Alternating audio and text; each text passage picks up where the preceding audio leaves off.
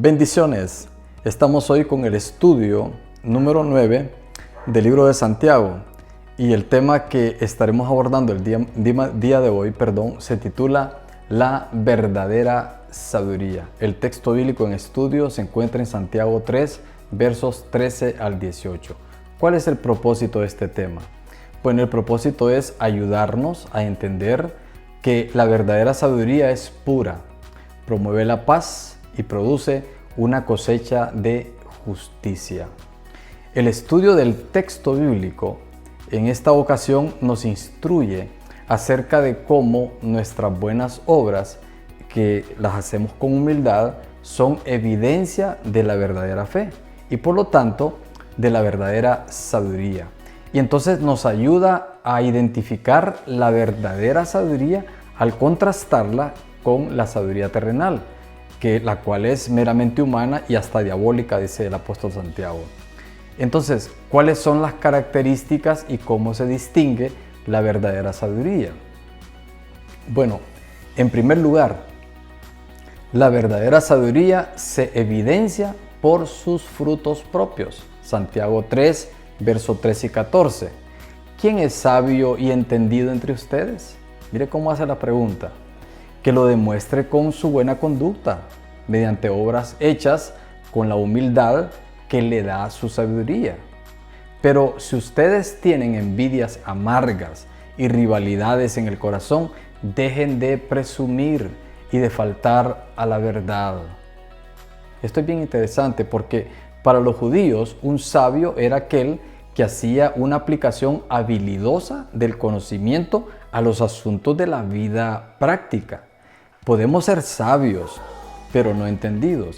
Pero aquí resalta sabio y entendido, que es una persona entendida, alude a un especialista o profesional que puede aplicar con destreza, como ya lo dije antes, su experiencia y su pericia a situaciones prácticas. A eso se le considera dentro del campo humano. Santiago entonces nos reta a que demostremos si en realidad somos sabios y entendidos como muchas veces presumimos. Y nos da una fuerte sacudida al declararnos que la sabiduría y entendimiento no se da a conocer por lo mucho que hablamos, porque para decir palabras podemos ser buenos, pero más bien es cuánto demostramos. Entonces, contrario a lo que este mundo manifiesta de los supuestos sabios y entendidos de este mundo, por lo general son personas que tienen un ego bien inflado, están sobrevalorados, se jactan de lo que saben, menosprecian a los que no son como ellos. Algunos tienen complejo de Dios, etc. Pero más bien una persona sabia y entendida, dice Santiago, lo demuestra por la buena conducta, haciendo las cosas con la humildad que le da su propia sabiduría. Fíjense que esa humildad siempre va acompañada de mansedumbre. Y mansedumbre se traduce como amabilidad, que es todo lo opuesto a la arrogancia y a la promoción individual que les acabo de mencionar. Los griegos describían la mansedumbre como poder bajo control, lo cual tiene sentido porque quien es sabio y entendido, poder divino le es otorgado de parte de Dios. Pero también un verdadero sabio y entendido vive con humildad y vive con mansedumbre. Pero por lo contrario, si en nosotros hay celos amargos o envidias amargas, no podemos presumir de sabiduría y de entendimiento porque es una contradicción. Esa palabra amargos se empleaba para aludir al agua potable que no se podía beber. La analogía aquí entonces nos demuestra que la verdadera sabiduría no combina con celos, no combina con envidias, no combina con resentimientos. Los celos y la envidia nos vuelven contenciosos y nos vuelven con un corazón lleno de ira reprimida. Y esto hace que las personas procuren y busquen de forma egoísta sus metas, pero con un ambiente cargado de oposición, cargado de rivalidades, de opiniones y comentarios hirientes. Noten ustedes que esto pasa en la clase política de nuestro país, motivados por su egoísmo, para cumplir sus intereses personales a cualquier costo, así tengan que pisotear a los demás. Pero no nos montemos en caballito blanco tampoco nosotros, porque también nosotros muchas veces, aún como hijos de Dios, también nos dejamos envolver por estas pasiones humanas que definitivamente su fuente no es divina, sino humana, carnal y hasta diabólica, dice la Biblia. Entonces, ¿cómo se evidencia la verdadera sabiduría? Bueno, la verdadera sabiduría tiene varias facetas.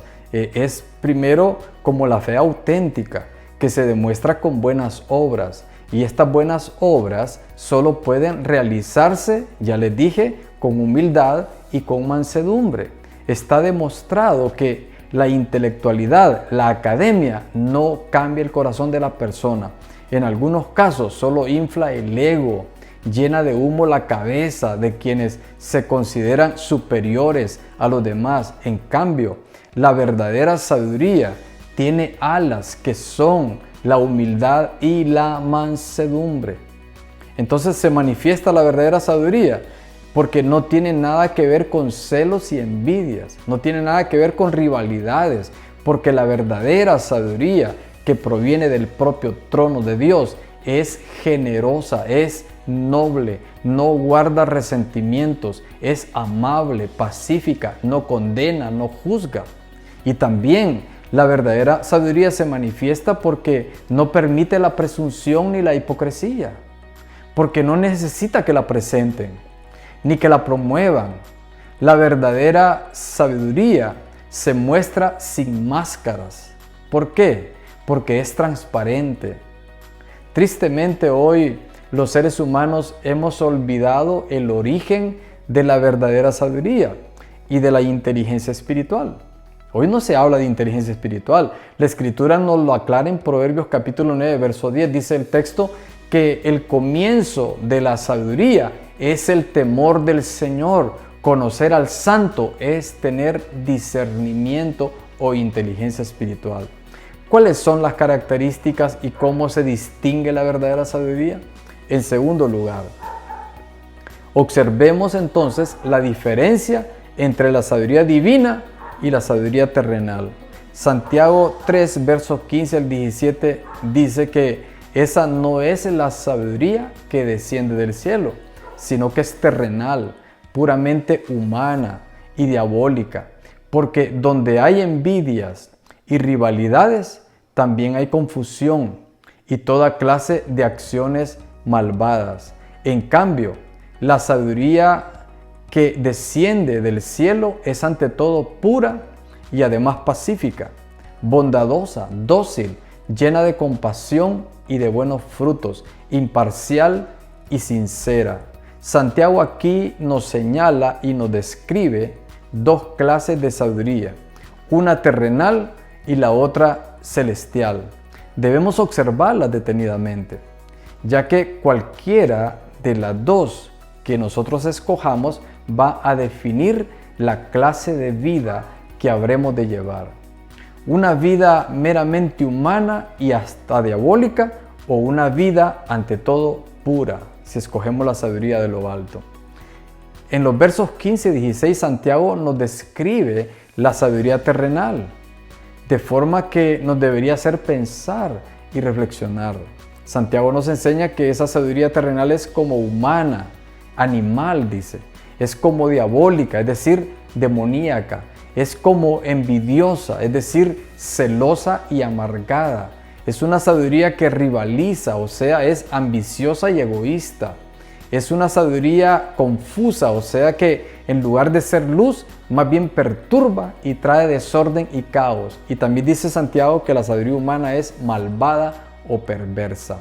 La sabiduría que proviene, en cambio, de Dios, de lo alto, es muy diferente a esta clase de sabiduría, que solo es humana. La sabiduría humana, de acuerdo a la palabra, es egocéntrica porque se consume con la ambición personal y porque no proviene de Dios.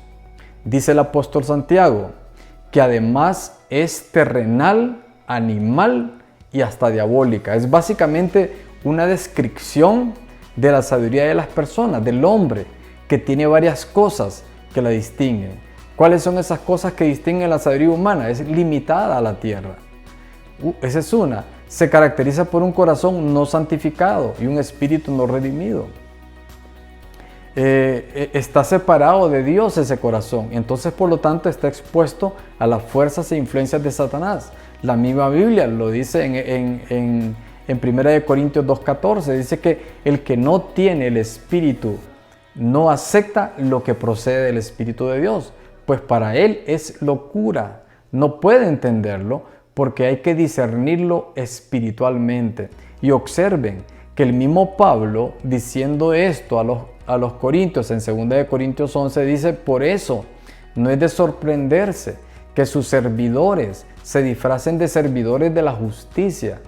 Su fin corresponderá con lo que merecen sus acciones. Qué interesante lo que dice aquí también el apóstol Pablo. Entonces, donde predomina esta sabiduría que no proviene de Dios, hay perturbación, hay desorden que resulta de la inestabilidad y el caos que genera la sabiduría humana. Somos tan necesitados de la sabiduría divina, principalmente para enfrentar este proceso que nos ha tocado que vivir. Pero para obtenerla tenemos que pedirla con ciertos requisitos que Santiago nos enseña en el capítulo 1, en el verso 6. Dice: pero pida con fe sin dudar, porque quien duda es como las olas del mar, agitadas y llevadas de un lado a otro por el viento. Entonces, fuera de la sabiduría divina se genera toda obra perversa, se generan acciones malvadas o quizá obras inservibles. Las obras inservibles son esas cosas que no siempre son malas, pero tampoco sirven para algo bueno. Pero en cambio, dice Santiago, la sabiduría que desciende del cielo, de lo alto, tiene unas características que deberíamos de anhelar, que deberíamos de buscar con todas nuestras fuerzas. ¿Cuáles son esas características de la sabiduría de lo alto? Es pura. Es decir, está libre de motivos ocultos, está libre de intereses egoístas y se refiere a la integridad espiritual, a la integridad moral. Todo cristiano genuino tiene esta clase de motivación en su corazón. Esta sabiduría de lo alto es pacífica, trae paz a las relaciones entre las personas y con Dios, es amante de la paz, promueve la paz. Jesús lo dijo en Mateo capítulo 5, verso 9, dichosos los que trabajan por la paz, porque serán llamados hijos de Dios. Esta sabiduría de lo alto es bondadosa o amable, es perdonadora y extiende amabilidad y consideración a otros. Una aproximación de amable sería alguien que tiene un carácter dulce y razonable y que está dispuesto a someterse aun cuando es maltratado, con una actitud de humildad, de amabilidad, de tranquilidad, sin pensamiento alguno de odio, de venganza. Esto es congruente con lo que dijo Jesús en Mateo capítulo 5. Dichosos los perseguidos por causa de la justicia, porque el reino de los cielos les pertenece. Dichosos serán ustedes cuando por mi causa la gente los insulte, los persiga y levante contra ustedes toda clase de calumnias. La sabiduría de lo alto es dócil o benigna, está dispuesta a escuchar y es sensible para saber cuándo ceder. También tiene que ver con una persona que está dispuesta a ser enseñada, que es cumplidora, es fácil de persuadir y que se somete de buena gana a la disciplina, a vivir conforme a ciertos parámetros morales o legales. Esto es básicamente a alguien que vive en obediencia a los parámetros de Dios. Mateo capítulo 5 dice que dichosos los pobres en espíritu, porque el reino de los cielos les pertenece. Dichosos los que lloran, porque serán consolados. Dichosos los humildes, porque recibirán la tierra como herencia.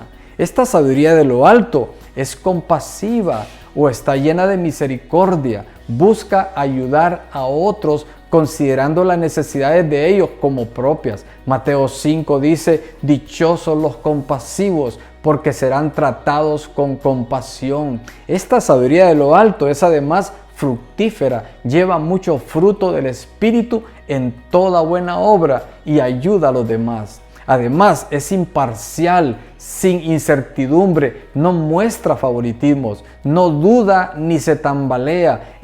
Tiene que ver con una persona coherente e invariable que mantiene sus compromisos, sus convicciones y que no hace distinciones injustificadas. La sabiduría de lo alto es sincera, sin hipocresía. No se enreda en engaños, ni pretensiones, ni egoísmos. Como podrán comprender, este verso 17 que acaba de escribir Santiago nos muestra claramente la singular belleza del fruto de la sabiduría y sus exóticas fragancias de humildad, de mansedumbre, de bondad, de una vida basada en la gracia divina. Creo firmemente que a estas alturas, en este momento, conviene ahora que nos evaluemos a la luz de las cualidades de la verdadera sabiduría que acabamos de considerar. ¿Podemos ver el fruto de la verdadera sabiduría en nuestras palabras y en nuestras vidas? Pregunto yo, me pregunto a mí mismo y le lanzo la pregunta a ustedes. Ahora, ¿cuáles son las características y cómo se distingue la verdadera sabiduría? En tercero y último lugar, la verdadera sabiduría requiere de su propio ecosistema para que funcione a cabalidad. Santiago capítulo 3, verso 18 dice el texto, en fin, el fruto de la justicia se siembra en paz para los que hacen la paz. Mire qué texto más hermoso. Una paráfrasis de este pasaje nos la ofrece Kistemaker.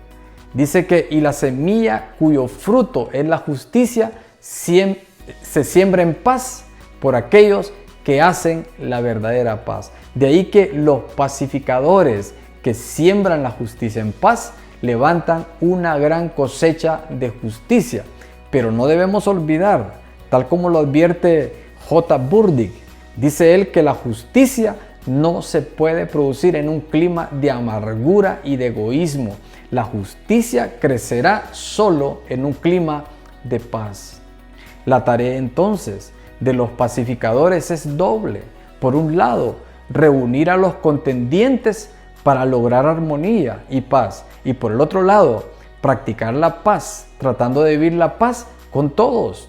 Los pacificadores siempre harán todo lo posible para evitar la lucha y para promover la paz. Sin embargo, con mucha frecuencia, en el contexto de la iglesia del Señor, hablamos mucho de la paz, del amor y hasta citamos versículos bíblicos, pero en la práctica hemos demostrado muy poco amor al prójimo y hemos demostrado poco interés de estar en paz con Él. Esto es muy lamentable, ya que damos al mundo la impresión de estar más interesados en la lucha y en la confrontación que en la paz y el amor. ¿Qué de nosotros? Al considerar nuestras relaciones y la manera como influenciamos a otros, ¿qué encontramos? ¿Somos pacificadores? ¿Estamos sembrando la justicia con una actitud de paz? ¿Cómo nuestra cosecha de justicia? Las respuestas van a depender de cuánta verdadera sabiduría hemos alcanzado. Nunca debemos olvidar entonces, nunca, que la verdadera sabiduría necesita su propio ecosistema para desarrollarse apropiadamente, porque es celestial, porque es pura, porque promueve la paz, produce una cosecha de justicia. Así lo dice Santiago.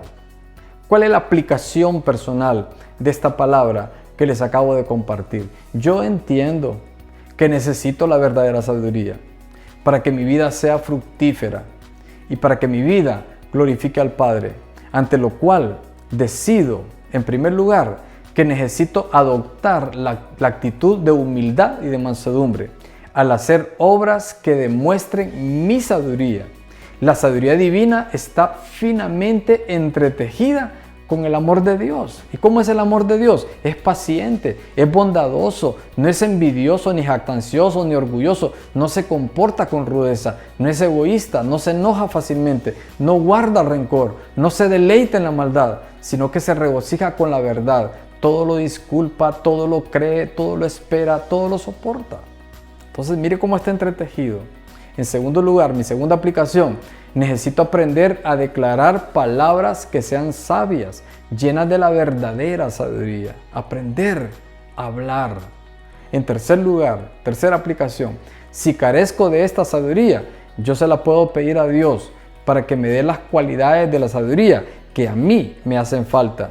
Pero sé que debo hacerlo con fe, sin dudar. Es decir, que una vez que le pido, debo confiar en la sabiduría bíblica, sin importar que contradiga lo que yo quiero, lo que yo anhelo. Cuarta aplicación, no voy a ignorar ya más que la sabiduría divina se origina cuando practico el temor de Dios en cada acción de mi vida, poniendo como prioridad que voy a agradar a Dios en todo, sin importar lo que mi alma o mi carne deseen, porque apartarme del mal es la inteligencia espiritual. Y mi quinta y última aplicación a este tema es que me propongo, con el poder de su gracia, propiciar un ecosistema espiritual que contenga humildad, mansedumbre, paciencia, bondad, amabilidad, gozo, fidelidad, dominio propio, y desechar de mí todo agente perturbador como el enojo, el orgullo, la presunción, las envidias, los celos, el egoísmo, todo lo que no es agradable a la voluntad y al propósito de mi Señor. ¿Qué te parece si oramos en este momento? Señor, pongo como base tu palabra en Santiago 1, que dice que si alguno de ustedes tiene falta de sabiduría, pídasela a Dios y Él se la dará, pues Dios da a todos generosamente, sin menospreciar a nadie. Y tu palabra dice, Padre, pero pida con fe, sin dudar, porque quien duda es como las olas del mar, agitadas y llevadas de un lado a otro por el viento. Quien es así, no piense que va a recibir cosa alguna del Señor, porque es indeciso e inconstante en todo lo que hace. Ante esta palabra, Padre, recibida hoy, estoy convencido que nos hace falta sabiduría, la cual, Padre, en el nombre de Jesús, te pido en este momento, y con tu ayuda, Señor, nos aseguramos de pedir con fe, con la convicción de estar en acuerdo contigo, que lo que tú dices es mejor que lo que yo creo y que lo que yo pienso. Por lo tanto, desecho de mí toda duda, desecho de mí toda incertidumbre, toda incredulidad, ansiedad, preocupación. Echo sobre ti mi ansiedad, mis cargas, y recibo de ti el reposo, el descanso, la sabiduría divina para vivir sabiamente. Desecho de mí, Padre, todo doble ánimo, toda inconstancia, toda indisciplina, toda indecisión, y me apego a tu consejo y a tu sabiduría, aunque esto implique algún tramo difícil en mí, pero sé que acogerme a tu palabra traerá bendición, traerá paz, porque no siempre, Señor, hacer tu voluntad será fácil, pero honrarte es lo que quiero, porque es lo mejor, aunque represente hacer cosas que no quiero, pero si a ti te agradan, en tu sabiduría es lo que quiero hacer, vivir en tu sabiduría. Gracias, Padre, por tu propósito. Gracias, Padre, por tu voluntad. Que se haga tu voluntad, así como en el cielo, también aquí en la tierra, también aquí en mi vida y en los que me rodean. En el nombre poderoso, en el nombre glorioso de nuestro Señor Jesucristo. Padre, glorifícate en cada hogar, en cada altar familiar, en cada esposo, esposa, en cada hijo e hija. Glorifícate, Señor, en cada familia ahora reunida para recibir tu palabra también. Señor, glorifícate en esta nación, en esta tierra prometida que tú nos has dado. Mi Dios, nuestro Dios, cuánto necesitamos de la sabiduría de lo alto. Sí, si este país, si este mundo tuviese tu sabiduría, este mundo sería un mundo pacífico, Señor. Oh Dios poderoso, estamos en tus manos. Nuestras vidas te pertenecen, nuestros tiempos te pertenecen. Tú eres el Señor sobre todo. En ti, Señor, confiamos y en ti permanecemos. Padre, en el nombre precioso, en el nombre maravilloso de nuestro Señor Jesucristo. Aleluya. Bendito sea el nombre de Jesús. Doy gracias a Dios por esta palabra, queridos hermanos, y me regocijo en saber que cada altar está reunido. Recuerden que nuestro lema es una casa, un grupo. Convirtamos nuestros hogares en ese grupo donde va a haber luz para que otros se salven. Seamos una casa de paz para que otros sean alcanzados por el poder de Jesucristo. No sabemos cuándo será su regreso. Lo que sí sabemos que entre más compartimos las buenas nuevas, el hecho de compartir se convierte en una señal para su pronto retorno. Imagínense qué lindo sería llenar toda la ciudad con altares. Sería algo espectacular y glorioso. Básicamente estaríamos inundando la ciudad con la presencia y con el poder de la palabra de Dios. Disponga su corazón para convertir su casa en un altar de Dios, para convertir su casa en un lugar de predicación de la palabra de Dios. Y como siempre, cada jueves, quiero invitarles para que honremos al Señor con nuestros bienes, con nuestras ofrendas, con nuestros diezmos, y que le presentemos al Señor nuestra ofrenda y que le honremos. ¿Qué le parece si oramos en este momento? Bendito Dios, venimos para honrarte, para adorarte con este acto de dar, Señor. Y yo sé, Padre, que tú ves lo que nosotros hacemos, porque tu palabra dice que observaste a la viuda cuando echaba su ofrenda. Señor, en el nombre de Jesucristo, venimos en una actitud de honra y de gloria para ti. Y queremos honrarte de lo que hemos recibido de tu mano. De eso, Señor, te ofrecemos y te entregamos en esta noche. Padre, te damos gracias, mi Señor. En el nombre poderoso de Cristo Jesús, pido que las ventanas de los cielos se abran para cada casa, para cada hogar. Señor, bendice cada familia, que no le falte nada, que esta temporada en la cual se vaticinan muchas cosas negativas, que para nosotros sea lo contrario, que sea un tiempo de provisión, que sea un tiempo de bendición, que sea un tiempo que nosotros salgamos de esto y que salgamos glorificando y testificando de tu nombre, de las muchas cosas que tú has hecho con cada uno de nosotros. Padre, no nos quejamos, porque sabemos que estamos en la mano de un Dios de amor y de misericordia, y que tú no nos dejarás ni nos abandonarás. Tu palabra dice: no he visto justo desamparado, ni mi simiente que mendigue pan. Así oro, Padre, y así bendigo la vida de cada familia en el nombre poderoso de Cristo Jesús nuestro Señor. Amén. Gloria a Dios. Bendito sea el nombre del Señor, queridos hermanos. Un jueves más con ustedes. Créanlo que esto lo hago con gran satisfacción. No representa una carga, aunque debo manifestarles que tengo mucho trabajo que hacer y los días se me hacen tan cortos, pero créanlo, lo hago con todo el amor que Dios ha depositado en nuestros corazones, y porque ustedes son nuestra responsabilidad, llevarles este alimento, llevarles esta palabra cada jueves. Así que, mis amados, los amo y los bendigo en el nombre de Jesucristo.